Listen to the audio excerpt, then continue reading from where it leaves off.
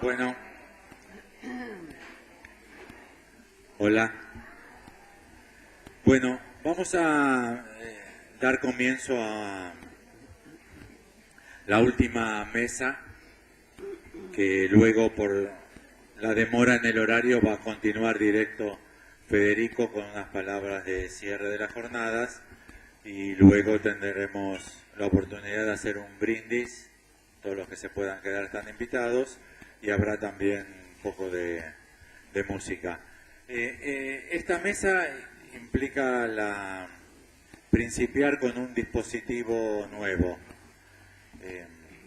Para los de apertura debe ser evidente, pero para los que no son de apertura todavía más evidente, lo que se presentó en todas las mesas, a mi entender, es producto de una investigación en marcha.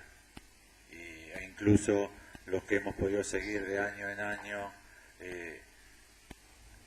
hemos podido apreciar el progreso y el desarrollo de las investigaciones en general y en particular. Esta mesa no estuvo diseñada para presentar investigaciones en marcha, sino lo que podría ser esbozos de una investigación, o sea, quienes estuviesen casi por comenzarla, y la idea sería prosperar en este tipo de dispositivos porque no todos tenemos investigaciones en marcha. Para estudiar e investigar es muy bueno tenerla, pero no siempre se cuenta con ella. A veces no surge la pregunta, a veces no surge el tiempo o la disposición para hacerlo, con lo cual también es una función de la sociedad favorecerlo, generar dispositivos para favorecer el que cada vez más de nosotros puedan poner a trabajar investigaciones. Lo hacemos indirectamente todos los que las tenemos, compartiéndola, porque eso tiene un efecto contagioso, positivo. Obviamente algunas tienen también un efecto inhibitorio negativo, pero bueno, así funcionan los significantes, pueden producir un efecto y también su contrario. En este caso, Marcela, Esther y Juan van a contarnos brevemente, seguramente, por dónde van a ir, por dónde quisieran ir, por dónde están principiando, y calculamos que compartirlo va a ser muy interesante para nosotros para saber que ellos están en eso y seguramente para ellos dar este primer paso y recibir lo que pudiese ser el propio mensaje en forma invertida de nosotros como otro para ellos. Así que bueno, comienza Marcela, después Esther y después Juan, y después hacemos una ronda general de preguntas teniendo en cuenta que no son investigaciones ya estructuradas, ¿no?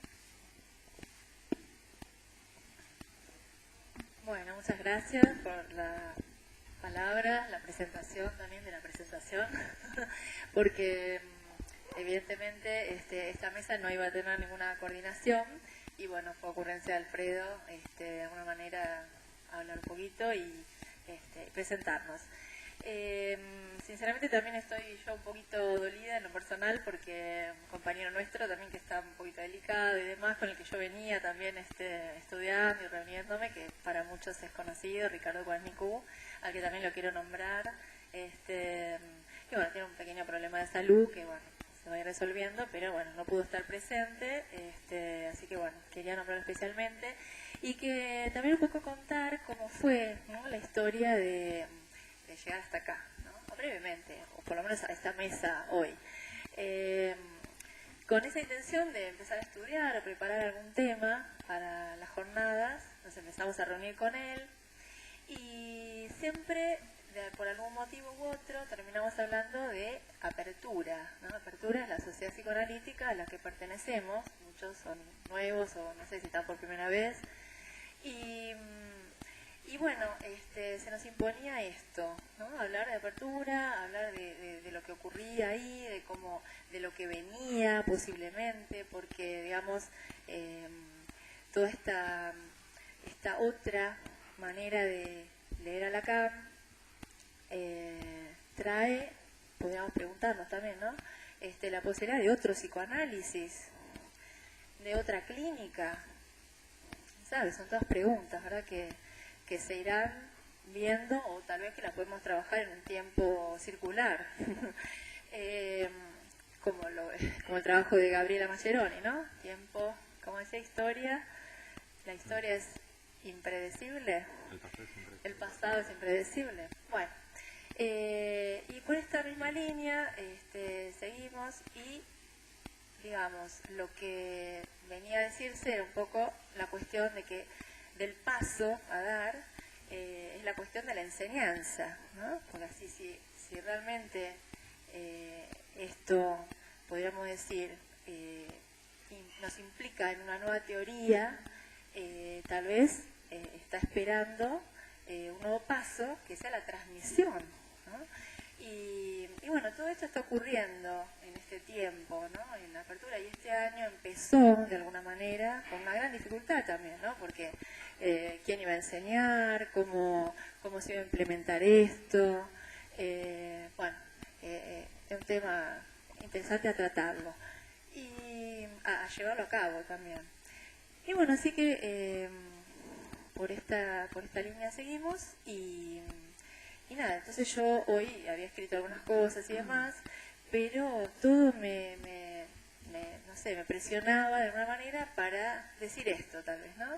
Como bueno, contar este pedacito que empieza, bueno, a circular con todos estos nuevos saberes, por decirlo de alguna manera, en relación a algo, bueno, en relación al inconsciente, que por ende es un saber no sabido, así que de vuelta nos cuestiona permanentemente, ¿no? ¿Qué psicoanálisis? Y cómo, como analistas, poder implementar algo de esto, poder empezar, como decía recién Alfredo, somos freudianos, y es muy difícil porque es una posición subjetiva ¿no? Con la cual uno aborda muchas cosas. Bueno, básicamente esto, y creo entonces que de alguna manera, bueno, esto representa también como un acto inaugural en el punto que algo nuevo tal vez está comenzando, ¿no? Y bueno, en este punto creo que lo estamos compartiendo y a veces es como más allá de uno, ¿no? Esto ocurre, esto habla, o esto habla, como decimos, y bueno, y eso empieza de alguna manera a circular. Así que bueno, nada, muchas gracias y buenas noches y gracias por escuchar.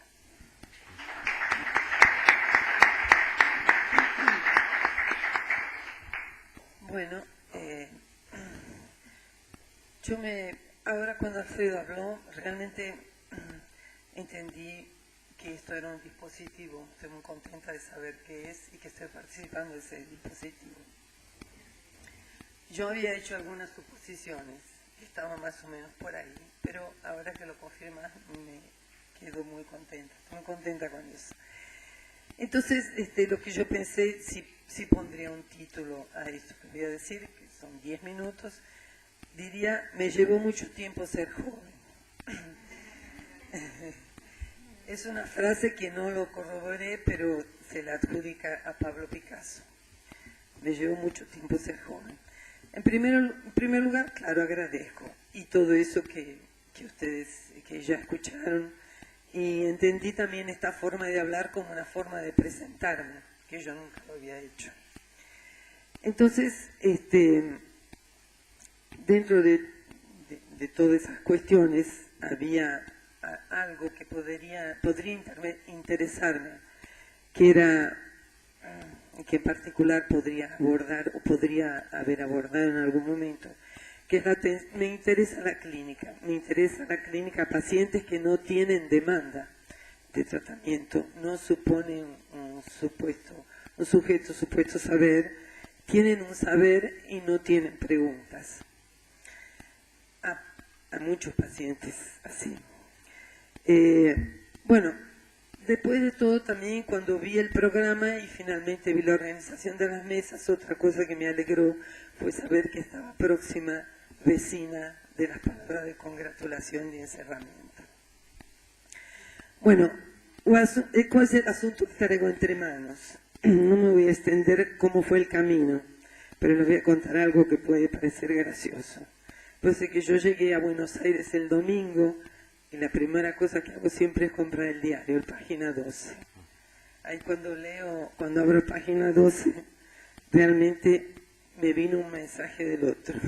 Por manos del otro me llegó un mensaje, porque vi una entrevista que le hacen a un Manuel Moretti, un músico, escritor y poeta, en que él habla, entre otras cosas, del uso de drogas que hizo a lo largo de su vida.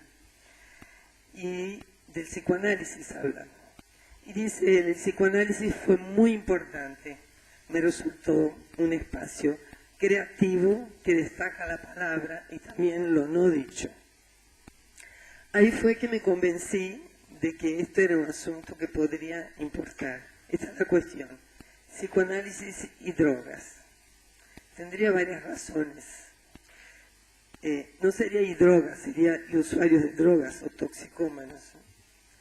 Me interesan los problemas clínicos, como ya les dije, y el consumo como fenómeno actualiza muchas cuestiones, interroga desde el punto de vista del diagnóstico, trae muchas especificaciones para el denominado campo del goce, y también porque por muchos años yo trabajé en un servicio público que hacíamos ese tipo de trabajo.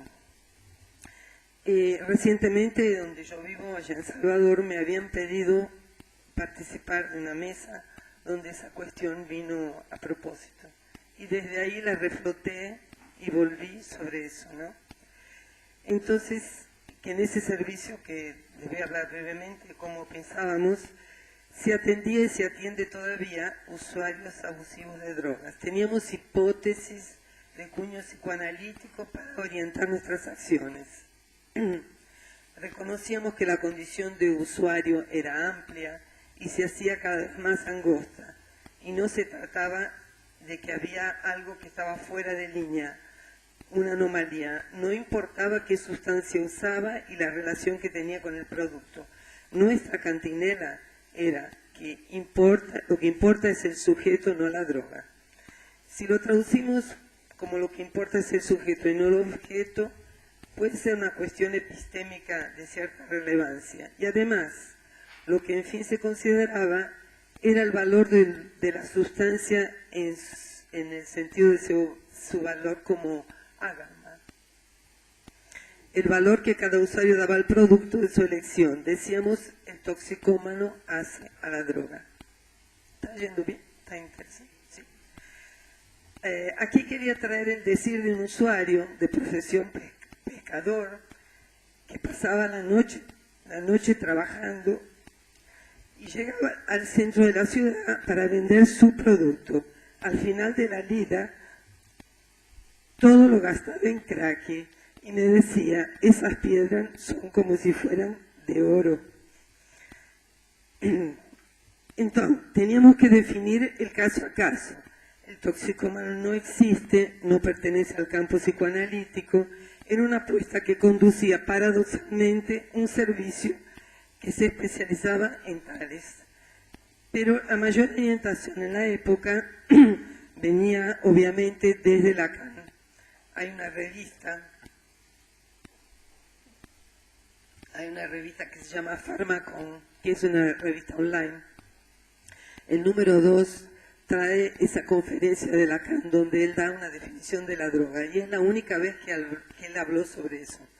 Y dijo que la droga es la única de romper el matrimonio del cuerpo con el pequeño pipí, o sea, con el goce fálico. Indicación preciosa que orientó toda una generación de psicoanalistas que apostaron en este universo de usos y abusos. Hay mucha gente todavía que hoy en día sigue trabajando.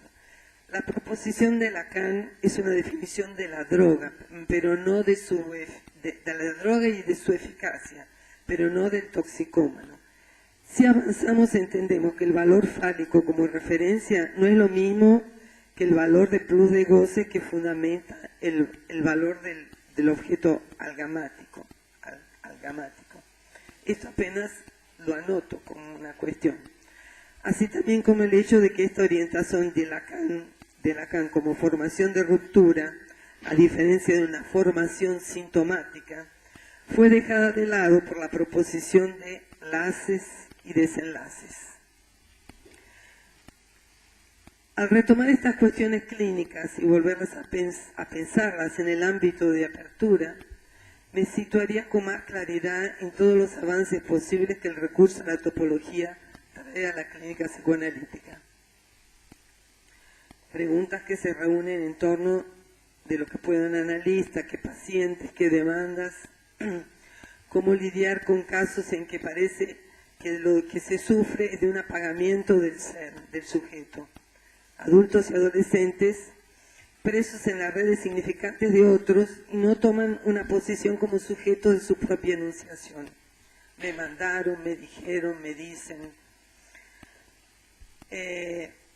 Bueno, a lo largo de este tiempo muchos autores fui acompañando y mucho más recientemente aquí en el ámbito de apertura.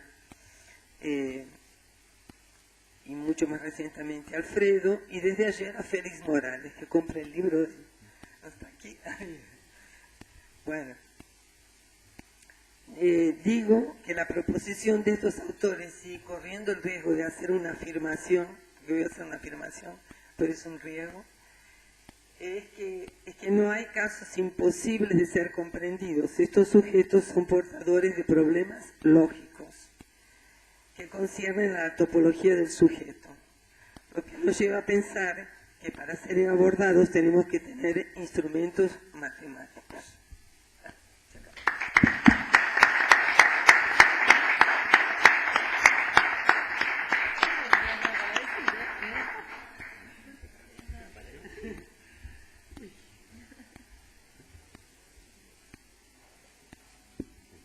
¿Hola? ¿Se escucha?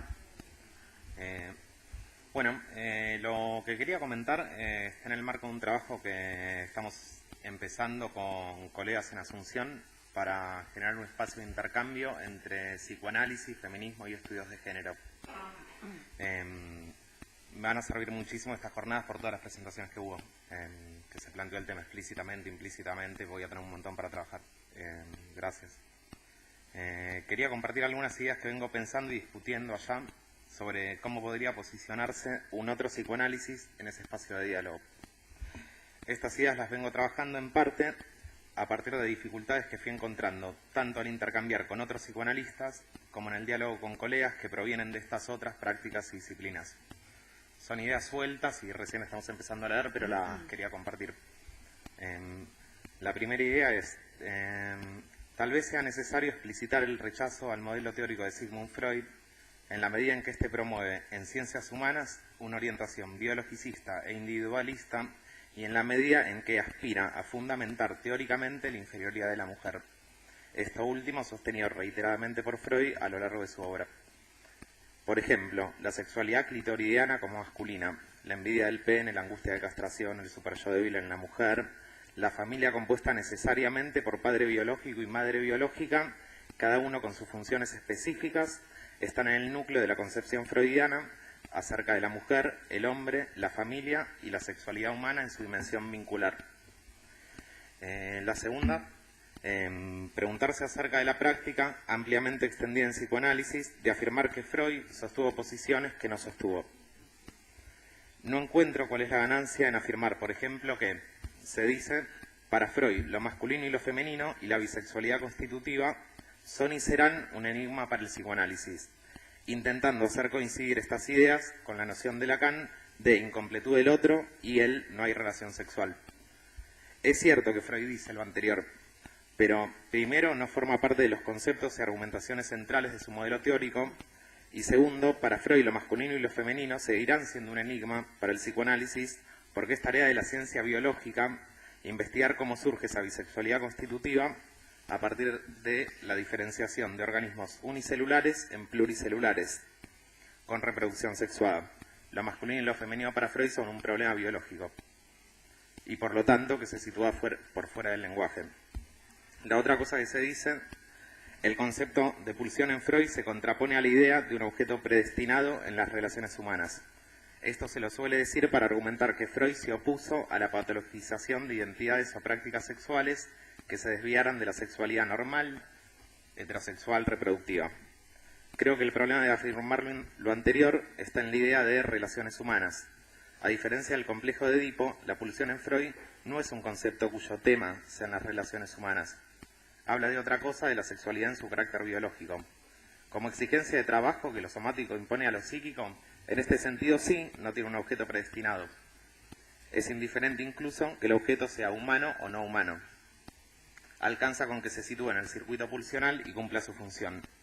Por otro lado, esta concepción no hace ningún obstáculo a la patologización de prácticas e identidades sexuales al considerar el aspecto social y vincular de la sexualidad, como lo testimonia la obra de Freud, que concibe a la homosexualidad y el lesbianismo como desarrollos psicosexuales inhibidos e incompletos.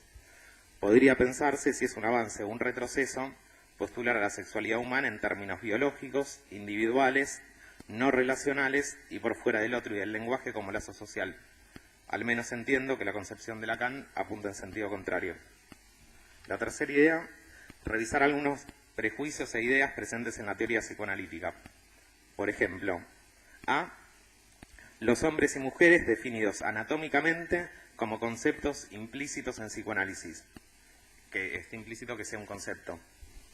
En Freud no hay ninguna pregunta sobre esto, es una obviedad. Si un hombre es un hombre, una mujer es una mujer, no hay pregunta.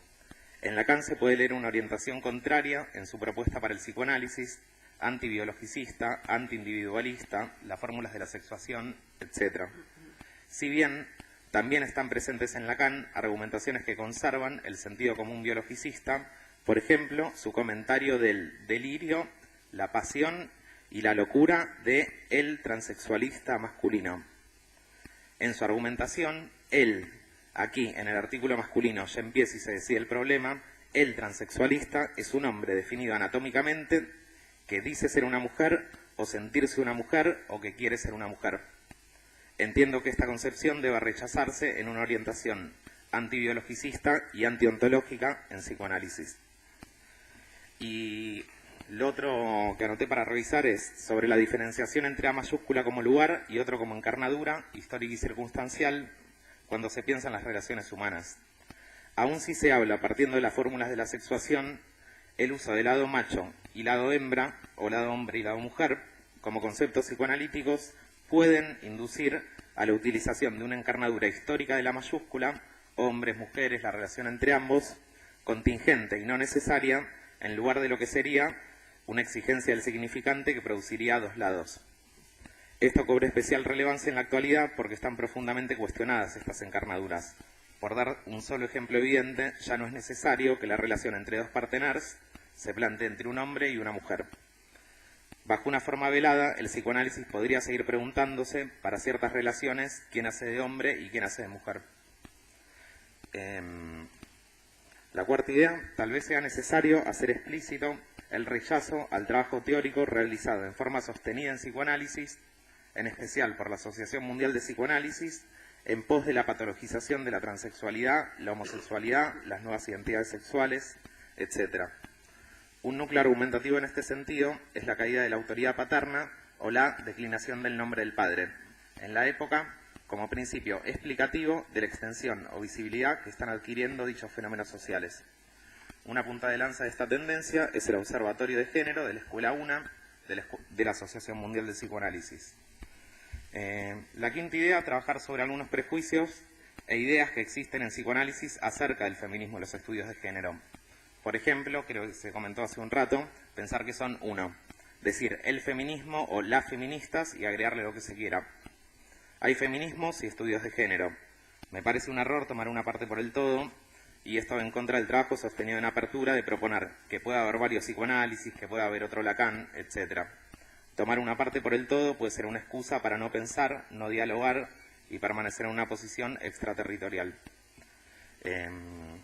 Lo segundo, antes de criticar al feminismo y los estudios de género, se puede mirar hacia adentro del psicoanálisis. Por ejemplo, se podría criticar, lo escucho bastante, al feminismo por el uso del término sororidad, que resumiendo sería la hermandad y la solidaridad entre mujeres y que viene de sor, hermana. Se podría decir el feminismo reivindica un término religioso. Pero ¿acaso nuestra disciplina no sigue sosteniendo para sí misma el nombre de psicoanálisis, es decir, análisis del alma? Y el tercer punto, individualismo extremo como concepción de fondo en psicoanálisis para rechazar la idea de patriarcado, cuando se podría pensar al patriarcado como una encarnadura del otro. El patriarcado también se podría pensar en la línea de eso habla y eso piensa, sin que haya ningún acuerdo explícito entre individuos, ni intencionalidad consciente, ni pensamiento que pueda imputársele a alguien. Hay una red simbólica que produce resultados, se materializa en términos de desigualdades entre hombres y mujeres. Estoy haciendo una reducción muy grande del concepto de patriarcado, pero no sé si se entiende la idea. Considero que la orientación de un psicoanálisis que dialogue con el feminismo y los estudios de género debería ir en contra de la propuesta de Jacques Alan Miller en la contratapa de los escritos de Lacan, solo existen individuos. Esto implica aceptar que pueden plantearse existencias que no sean carnales ni tridimensionales, sino puramente discursivas, y que al materializarse producen efectos que incluso pueden ser masivos, como son los efectos producidos por el patriarcado. ¿Falta poquito? La penúltima, puede plantearse un trabajo para establecer qué es lo particular y el uno por uno en un contexto histórico-social. Muchos fenómenos que en psicoanálisis se cree que son particulares, en el sentido de individuales, puede cuestionarse que lo sean, y el feminismo y los estudios de género pueden realizar un aporte, puesto que ponen sobre la mesa que lo que a veces en psicoanálisis se piensa como uno por uno, en realidad responde a una red simbólica que opera en toda una sociedad culturas situada históricamente, red simbólica que materializa sus efectos caso por caso, pero efectos que se repiten en cada caso. Tal vez no sean adecuadas las nociones de inconsciente y de uno por uno para pensar aquellos fenómenos que son compartidos. Y el último punto, podría revisarse la exigencia de cientificidad para los discursos con los que se tendría interés en dialogar. Muchos discursos psicoanalíticos presentados en formato académico o científico están mucho más llenos de prejuicios y falta de articulación lógica que otros discursos, en especial discursos provenientes del feminismo, que tienen mucho más rigor lógico y parten de supuestos mucho menos arcaicos, aunque no utilicen términos técnicos o académicos. Orientación científica, por lo menos en la propuesta que entiendo que sostiene apertura, no es equivalente a discurso académico.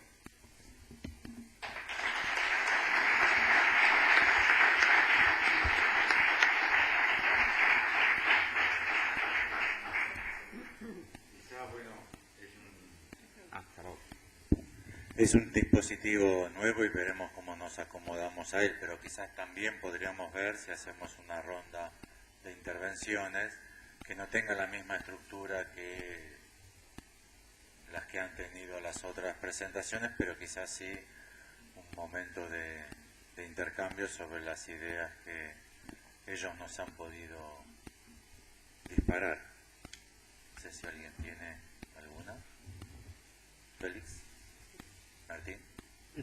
No, para el trabajo que propone... Súper breves, así, sí, porque ya estamos el trabajo que super... propone Esther me parece interesante tomar la droga como significante. O sea, desnaturalizarla, la idea de lo que sería droga.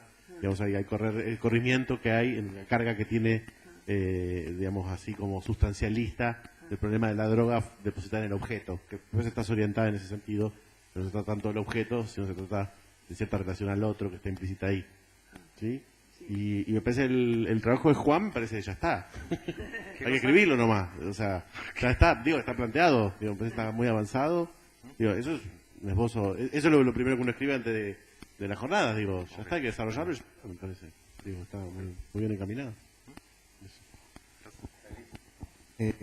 Dos comentarios para Juan. Lo que estabas diciendo del pensar uno por uno, también habría que pensar que eso también responde a un discurso. O sea, pensar que hay que pensar cada caso completamente diferente uno del otro, como lo que se dice muchas veces en el psicoanálisis, como que me tengo que olvidar toda la teoría que tengo de los otros casos para abordar en su singularidad, también responde a un discurso. Que es algo que no dijiste, pero me imagino que has pensado, solo lo quería decir, por sí, si no. No, ¿sí? Yo apuntaba más a que a lo mejor el psicoanálisis... Yo apuntaba más a que a lo mejor el psicoanálisis puede responder a determinado tipo de demandas y a otras no. y que a lo mejor por ciertos problemas tienen que dar respuestas otras disciplinas y no el psicoanálisis. ¿Se entiende? Sí, sí, estoy completamente de acuerdo. acuerdo. A esa pregunta. Igual entiendo que es un mundo que yo tengo dudas, no sé, lo vengo pensando. No, lo quería plantear como un problema, capaz que... Y estoy de acuerdo, quería manifestar que estoy bastante de acuerdo con lo que dijiste al final de no creer que porque algo utilice palabras grandes o autores importantes y no utilice memes, entonces es más importante la idea que se aloja ahí que en otra. Y me parece que es algo, digamos, una noción más política que conviene rescatar. En primer lugar, lo felicito por haber presentado en 10 minutos.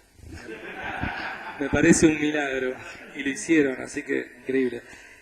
Y me quiero referir al trabajo de Juan solamente para decir que me sorprende que a pesar de que no nos comunicamos últimamente, pero no es que trabajamos juntos, al igual que tampoco con Marinés o con Rosela o Juliana, pero creo que hay un espíritu dentro de Apertura para discutir determinado tipo de problemas, y yo sentí mucha empatía con lo que presentaste, o sea, siento que estamos pensando cosas muy similares. Nada, como para señalar eso, ¿no? Que eso piensa en Apertura y hay una comunidad de ideas muy interesante como para avanzar. El trabajo que escribieron con otro compañero de la fórmula de la sexuación, para mí son esas... El trabajo que escribieron con otro compañero tuyo sobre la fórmula de la sexuación que está publicado, son cosas que a mí me sirven para avanzar, porque van en el mismo sentido. Tenemos que organizarnos ahora un poquito más y... Sí. Hay un valor que se podría destacar, quizá planteado transversalmente, y es lo que recién se afirmaba de no hay casos imposibles de ser comprendidos, que es una actitud, una posición.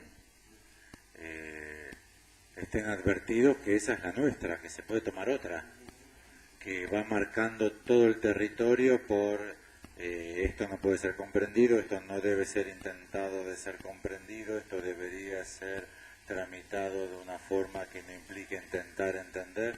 Intentar comprender es anular la castración.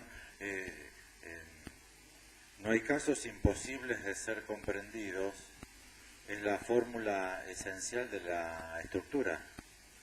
La estructura no es nada, es como dice Humberto Eco, la estructura ausente, no hay nada que sea la estructura es una actitud que se asume, y es que hasta que no se demuestre lo contrario, y algunas veces se demuestra lo contrario, no hay casos imposibles de ser comprendidos. De hecho, la potencia de la postura es la máxima potencia de la noción de estructura es establecer los casos donde es imposible ser comprendidos, que es lo real.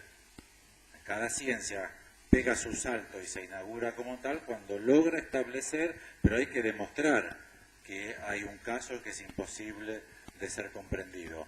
Y me da la impresión que quizá podría ser una virtud de nuestra posición, que hasta que en algo no se demuestra ser, incluso la enseñanza de Lacan, que es tan difícil. ¿Quién dice que no podemos comprender lo que dijo? ¿Quién dice que no podemos entenderlo? ¿Quién dice? No está demostrado. Y con lo cual eso habilita el intento, y me da la impresión que hay que destacarlo, porque no es la posición. De hecho, hablamos mucho del nihilismo y no nos damos cuenta que podríamos estar infectados de nihilismo bajo el título de castración, de estar regodeándose en bueno, no se puede, y hacerse un cerco alrededor de uno de no se puede, que te deja en general drogándote y viendo Netflix. O sea, no se puede, te colgás, si no puedes pagar, te colgás del cable, ves Netflix y te comes galletitas que engordan.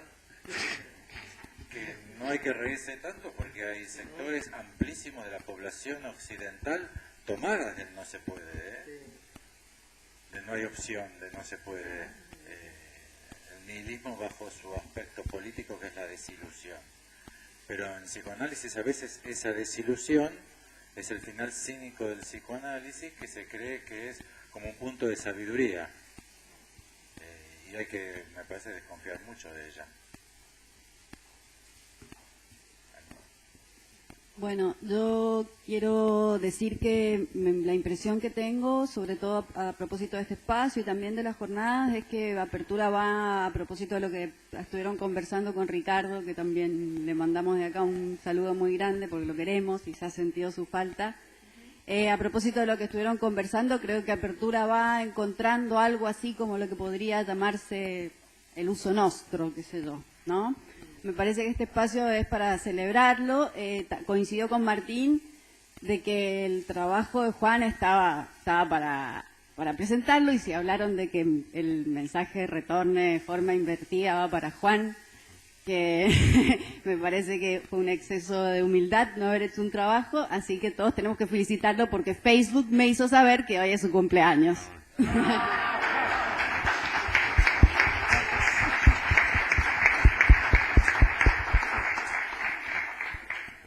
Bueno, ¿listo entonces?